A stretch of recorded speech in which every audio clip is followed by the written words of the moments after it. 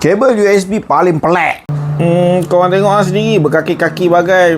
Kita tengoklah kat dalam.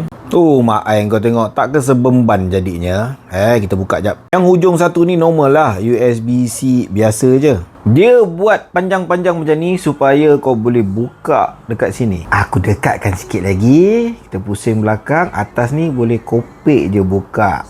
Untuk apa? Contoh ni telefon kau pasangkan macam ni. Kemudian kat belah belakang ni kau boleh buka supaya kau boleh sandarkan. Sebab aku tak guna cara ni, aku tak adanya nak tengok benda ni time charge ke ataupun tengah main game mungkin. Mungkin jugalah dia buat selesa supaya sambil kau main game tu tak mengganggu kan charging kau. Sampaikan kau nak charge laptop pun boleh. Capacity power katanya hentak sampai 240 watt. Tapi itulah, barang-barang ni pelik-pelik macam ni, terlalu tinggi teknologi dia, aku tak pakai. Korang macam mana? Pakai ke benda ni?